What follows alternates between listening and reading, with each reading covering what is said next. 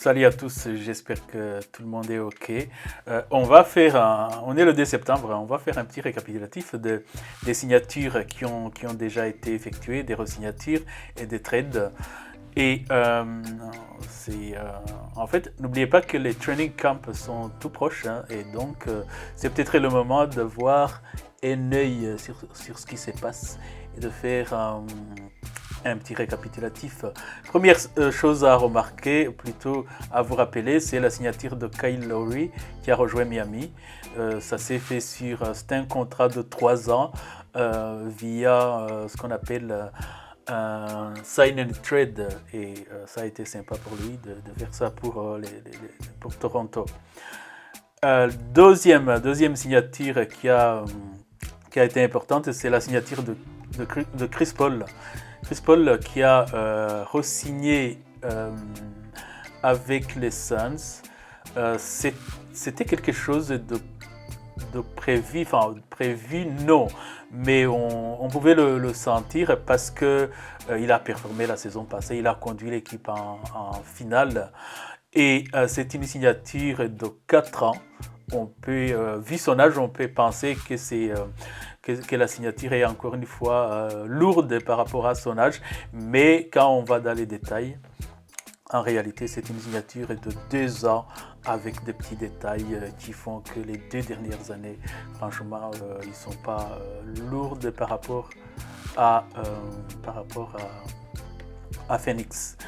Je vous cite également la signature de Lonzo Ball qui s'est dirigé vers Chicago. Et moi, j'aurais aimé qu'il reste à côté de Zion Williamson pour voir ce que ça va donner, mais bon, il est parti, c'est comme ça. Et également la signature de Mike Conley qui est resté au Jazz. C'était logique parce qu'il les a aidés à performer. Il a été performant. Au début de la saison, il était blessé, donc il n'a pas beaucoup joué. Il a mis du temps à se remettre. Mais quand il est revenu, il a performé également en playoff. Il a été au top. C'est pas la faute, c'est pas sa faute. Et si le Jazz à un moment dans les playoffs, ils ont calé tout simplement. Il y a des choses à faire de ce côté-là. D'autres accords, hein, d'autres signatures importantes. On peut parler de la signature symbolique de Carmelo Anthony. Une signature, je dis symbolique parce que il a rejoint LeBron James, mais pour moi, Carmelo Anthony, je ne sais pas s'il va vraiment être utile aux Lakers. C'est toujours le même problème, oui. Déjà, son shoot a baissé un tout petit peu en qualité, et puis c'est pas un défenseur. Or,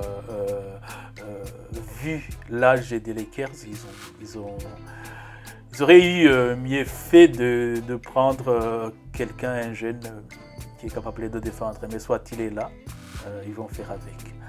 Alors, je vous parle également de DeMar DeRozan qui se dirige vers Chicago. C'est un bon joueur, c'est pas un champion, il n'a pas gagné, mais c'est un joueur très régulier sur toute la saison avec de très gros stats.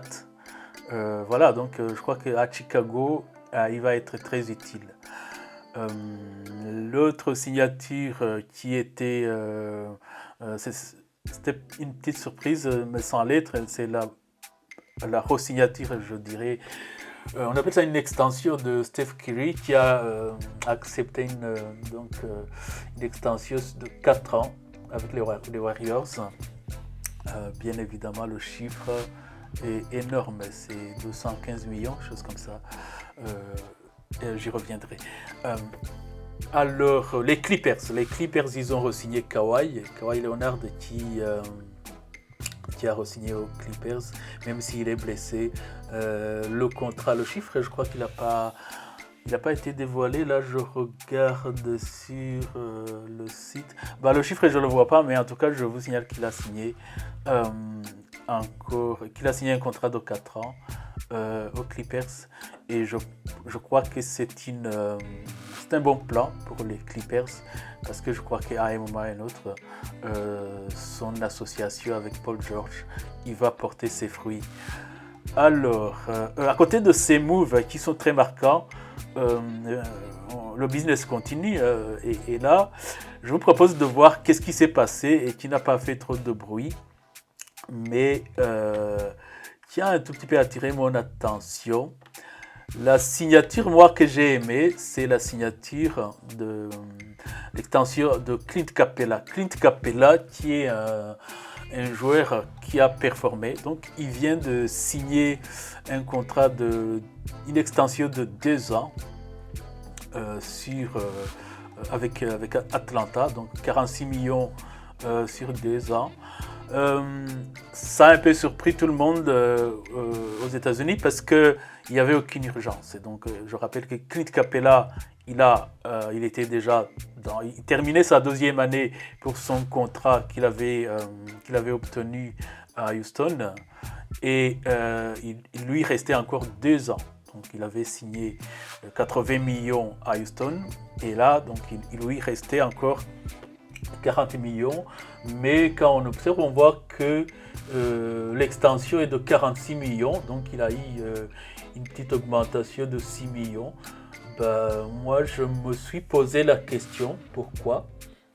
Mais en fait, pour avoir une réponse, puisqu'il n'y avait pas d'urgence, moi, je suis allé plonger dans les stats de la NBA. Et qu'est-ce que j'ai vu? J'ai vu que ces stats pourraient expliquer ça. Alors, quelles sont ces stats? Quand on observe les performances d'Atlanta, le jeu d'Atlanta, on voit que Trae Young adore jouer avec Clint Capela, surtout sur pick and roll. C'est une arme redoutable pour Atlanta. Et ça, c'est pas une stat, c'est du terrain. C'est ce qui se passe sur le parquet et que tout le monde voit. Et quand c'est efficace, un joueur comme ça, on essaie de le chouchouter, quoi. Voilà. Alors, ça c'était une première observation, mais il y a une deuxième stat qui est beaucoup plus qui entre dans les statistiques pures et dures. C'est que Atlanta encaisse 5 points de moins pour 100 possessions pour leurs adversaires. Donc c'est très précieux, surtout qu'il le fait, donc il est encore beaucoup plus dur en playoff. Et un joueur qui affiche ce genre de performance, on essaie en tout cas de répondre à ses attentes. Alors, l'autre stat qui est très important, c'est que on voit également qu'il fait partie des 10 meilleurs, ce qu'on appelle les rim protectors. Donc, il fait partie des meilleurs de toute la ligue, c'est pas uniquement de l'Est. Et non seulement il fait partie des 10 meilleurs, mais la stat importante qu'on observe, c'est qu'il est meilleur rebondeur offensif et défensif. Et ça, un joueur comme ça, c'est la stat qui explique que Atlanta a essayé de lui faire signe, de lui montrer, de montrer plutôt leur amour envers Clint Capela. Alors, moi, il y a autre chose qui m'est venu, mais que j'ai pas vu ça se trouve pas dans les stats, mais c'est le visuel. Moi, j'aime bien regarder le visuel et les attitudes des joueurs. Pendant les playoffs, j'ai vu que c'est le joueur qui était capable de regarder Joel Embiid dans les yeux. Il a été capable de le ralentir. Quand on joue contre Joel Embiid, c'est très compliqué. Il en a pris plein la gueule. On se souvient, par moments, il s'est retrouvé par terre. Il souffrait, mais il se relevait, le mec. C'est pas vraiment... en tout cas, il ne s'est pas caché face à Joel Embiid. Et ça, il ne faut pas oublier également que Atlanta a éliminé Philadelphie. et le travail de Clint Capela y était pour quelque chose. Même lorsque, comment est-ce qu'il s'appelle, Trae Young s'était blessé, Atlanta a continué à performer et on a vu qu'il fait partie des leaders. Donc là, je voulais insister sur cette extension de Clint Capela, moi qui m'a plu. Pour le reste, je note quoi? Pour le reste, je note Taco Fall qui signe à Cleveland, Rajon Rondo qui re-signe, qui retourne plutôt parce qu'il était parti je ne sais pas où. En tout cas, il retourne à LA, aux Lakers, où il avait gagné un titre avec eux. Je ne sais pas comment interpréter cette signature. En tout cas, moi, j'ai du mal à juger ce joueur en saison régulière. On peut être sûr et certain que normalement, est-ce qu'il devait être backup de LeBron? Est-ce que cette saison, LeBron va encore jouer meneur? On ne sait pas. Mais ce qu'il y a, c'est qu'en playoff Rondo, il sera là. Enfin, oui, la saison passée, il n'a pas été là pour les Clippers, mais aux côtés de LeBron, il y a cette tendance pour les joueurs de se montrer, de performer. Et là, on peut penser que même à son âge, Rajon Rondo, il sera au top. Terry Rozier qui re-signe 4 ans, une extension donc de 4 ans aux Hornets. Moi je dirais que c'est mérité, il fait partie des joueurs qui auront mis sur la carte de la NBA les Hornets la saison passée. Il a été là toute la saison et il s'est pas dégonflé. Donc 4 années d'extension pour Terry Rozier pour 97 millions. Voilà, donc il est bien pour le reste des années à venir. Les Pistons qui re-signent comment il s'appelle, le petit Hamidou Diallo, 10 millions sur 2 ans, 10 millions 4 exactement sur 2 ans. C'est cool pour lui. Je le connais pas trop, je connais rien de ses performances à part qu'il avait gagné le concours de dunk, le dunk contest. Voilà, donc il re-signe aux Pistons. Alors, l'autre signature, c'est la signature de Josh Hart. Moi, j'adore ce joueur. Il a re-signé pour 38 millions sur 3 ans. Il a re-signé aux Pelicans, donc il va rester aux côtés de Zion Williamson. C'est un bon joueur, un bon défenseur, mais moi, j'adore son shoot. C'est un 3&D, donc il est vraiment très utile. Dennis Schroeder, un joueur plutôt difficile à comprendre. Il est allé à Boston. Donc il signe un contrat d'1 année pour 5 millions 9. Il faut rappeler qu'il avait refusé 80 millions sur 4 ans, je crois, oui, sur 4 ans aux Lakers. Wait and see, hein. Peut-être que la saison prochaine, il va se refaire, mais en tout cas, 5 millions, si on compare avec ce qu'on lui avait proposé, c'est un peu bizarre. Alors, donc les extensions s'enchaînent. On a tous vu l'extension de KD, il était aux Jeux Olympiques. Et en même temps, il négociait son extension. Donc, il a signé pour sa 98 millions avec les Nets, donc sur 4 ans. Il n'y a rien à dire. KD, c'est une superstar. Donc, l'extension est là. Reggie Jackson qui re-signe aux Clippers. Alors, c'est un contrat intéressant, 22 millions sur 2 ans. C'est un joueur que j'ai aimé pendant les playoffs. Il ne faut pas oublier qu'il avait presque arrêté le basket avant de re-signer l'année passée aux Clippers. C'est cool. Est-ce que sur ces 2 années qui arrivent, il va encore performer? Moi, j'ai un petit doute.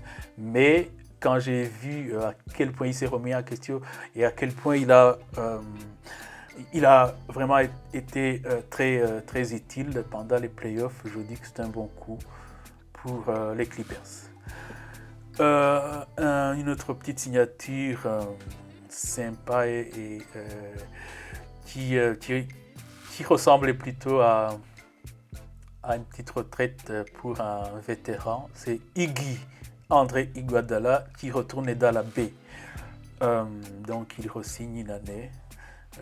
En même temps que je vous parle, je suis sur ESPN en regardant le contrat. Oui, c'est un one-year veteran minimum deal.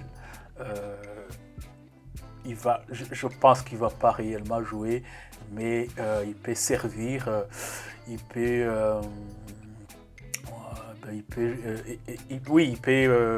intervenir avec tous les jeunes, avec quelques jeunes qui sont là, s'ils sont encore là, parce que comme les Warriors, ils vont plutôt viser le haut du panier, je pense que les jeunes, ils vont les trader pour avoir un joueur qui va les aider à plutôt viser le titre.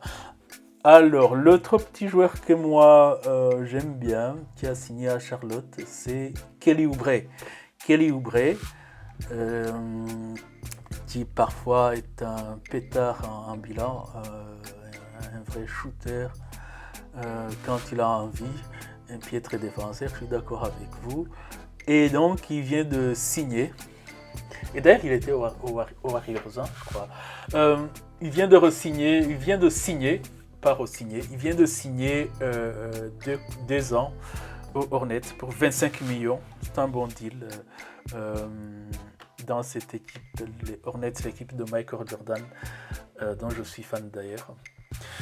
Alors, l'autre petite signature sympa, c'est Sweet Lou Williams qui re-signe un petit deal d'une année.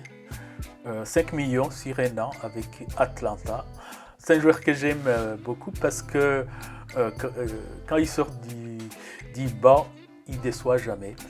Et là, à Atlanta, c'est sa ville de naissance. Donc moi, je pense qu'il va prendre sa retraite là-bas. Et ce que j'ai aimé, et je crois que c'est pour ça qu'ils ont décidé de le re-signer, c'est que pendant les playoffs, il a été là pour jouer, il a été là pour performer. Et souvenez-vous, il a remplacé de manière très brillante Trae Young lorsque il s'était blessé en marchant sur l'arbitre. Et à ce moment-là, Lou Williams a pris la main et ils ont éliminé Philadelphie. C'est sympa cette dernière année qu'on lui a offert. La signature qui m'intrigue, c'est la signature de Julius Randle. Donc là, il vient de signer 4 ans d'extension donc, avec les Knicks pour 117 millions. Donc on se base sur l'année qu'il vient de faire, la saison qu'il vient de faire. Il n'y a rien à dire, sauf les playoffs. Mais moi, je suis un peu sceptique par rapport à ce contrat, par rapport à ce joueur. Je pense que la saison passée, il était vraiment à son max. Je ne le vois pas aller plus loin. Et 4 ans, c'est beaucoup. Il se peut que les 2 ou 3 dernières années, les Knicks s'en mordent les doigts par rapport à cette signature. L'autre signature qui a attiré mon attention, c'est Dinwiddie, qui est parti à Washington. Il avait été blessé pendant longtemps, la saison passée, et là il a un bon deal. Il va être aux côtés de Bradley Beal. Et je ne sais pas si ça va calmer Bradley Beal, mais voilà. On passe à qui? On passe à Eric Pascal, donc qui jouait aux Warriors. C'est un joueur sympa, donc maintenant il vient de signer au Jazz, rien à dire, on verra. Une autre curiosité, c'est Victor Oladipo qui a signé une année minimum, one year minimum deal avec les Miami. C'est c'est ce genre de retournement de situation pour les joueurs qu'on n'aime pas avoir parce que Oladipo, avant sa blessure, il était All-Star. Et donc il se blesse et il commence à baisser, même en baissant de niveau, il commençait à avoir des prétentions salariales énormes. Et donc à un moment, après sa blessure, il réclamait un contrat max à Indiana, aux Pacers. Et puis ils l'ont refusé. Il est allé je ne sais où et encore je ne sais où. Bon, là, à Miami, il n'a pas performé, c'est pour ça qu'il est retombé à un petit contrat du minimum donc pour une année. Mais il a du talent, je pense. C'est un joueur qui va se refaire. Attendons pour voir.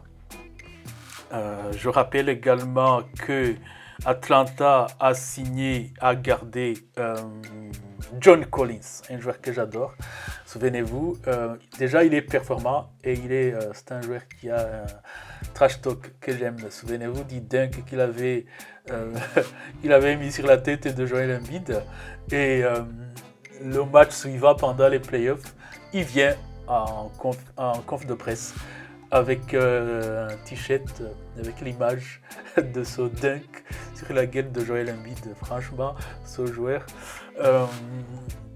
il est cool, il est performant et les 125 millions sur 5 ans, c'est pas volé.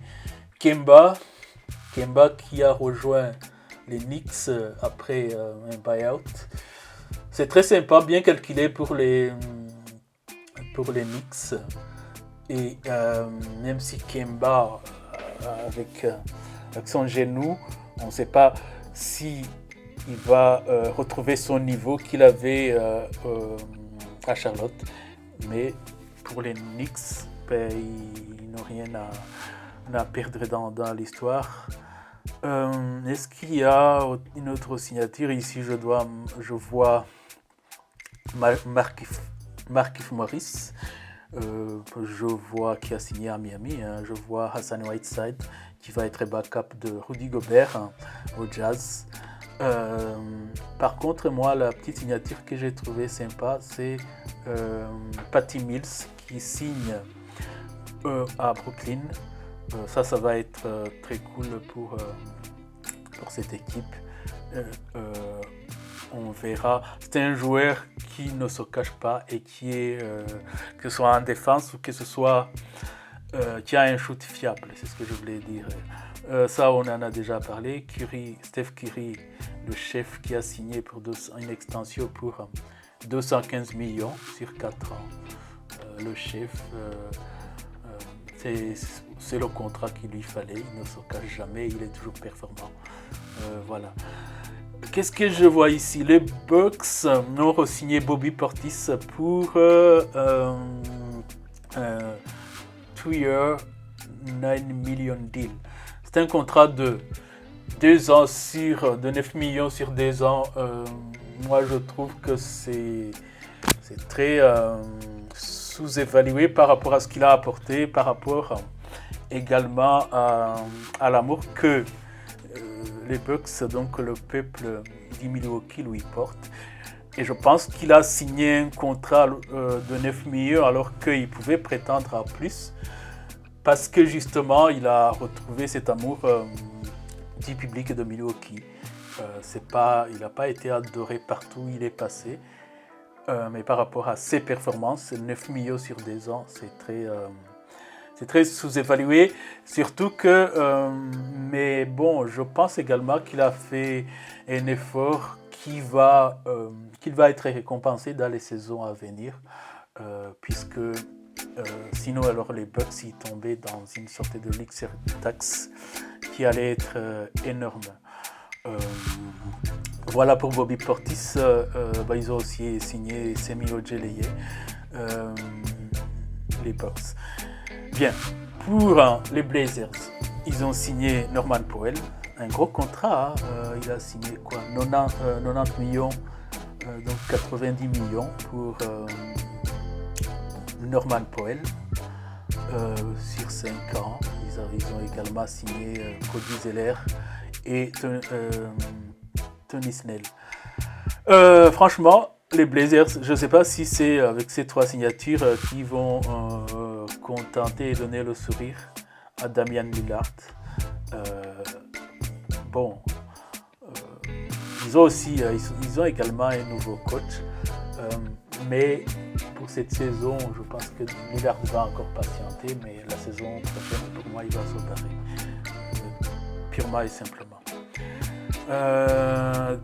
Drummond qui a rejoint Philly pour être backup de Joel Embiid, donc André Drummond.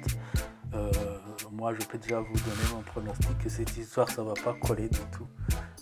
Même à la base, il ne s'aimait pas. Le Jazz qui a ajouté Rudy Gay, un joueur franchement que j'aime, qui a été régulier pendant toutes ces dernières saisons à NBA. Bon joueur, bon défenseur, un joueur avec un QI basket de très très haut niveau. Donc il sera utile pour le Jazz. Je ne sais pas s'il va remplacer Joe Ingles, parce que j'aime... Ou alors, en tout cas, même si Joe Ingles reste, Rudy Gay, c'est un joueur qui ne fait pas de bruit, qui fait son taf. Donc il rendra des services au Jazz. Denver, les Nuggets de Denver, qui ont signé Jeff Green pour 10 millions. 10 millions sur 2 ans, après avoir signé Will Barton. Moi, je m'attarderai plutôt sur Jeff Green, qui est un vétéran, mais qui est un joueur fiable.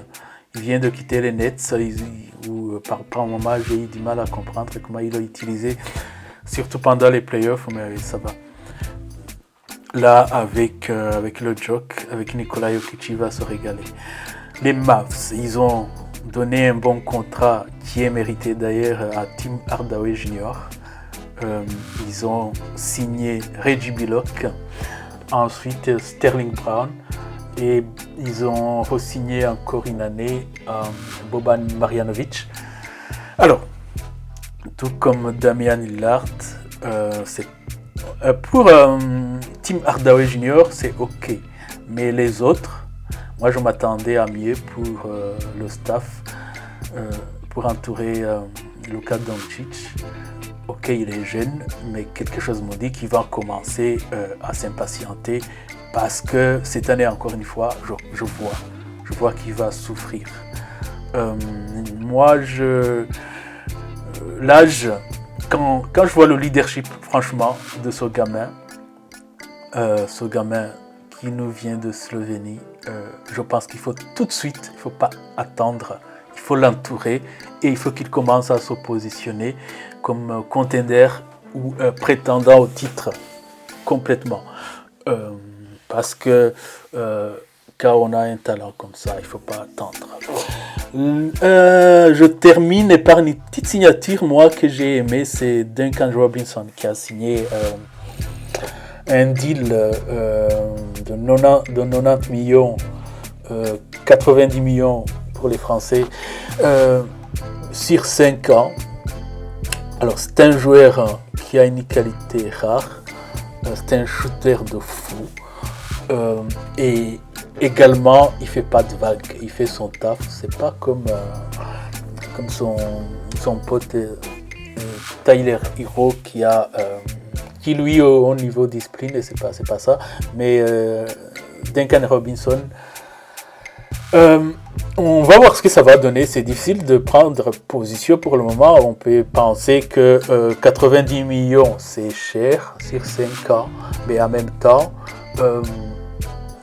il a une qualité qui est rare. C'est un shooter de fou, fiable, même ciblé. Moi je l'ai vu mettre des trucs de dingue. Donc je trouve que c'est une signature que moi... c'est vrai que certains outre-Atlantique, ils trouvent ça un peu scandaleux, démesuré, tout ça. Mais pour moi, ça passe. Le risque valait le coup. Voilà pour le récapitulatif de ce qui s'est passé ces 2 derniers mois. Ça continue.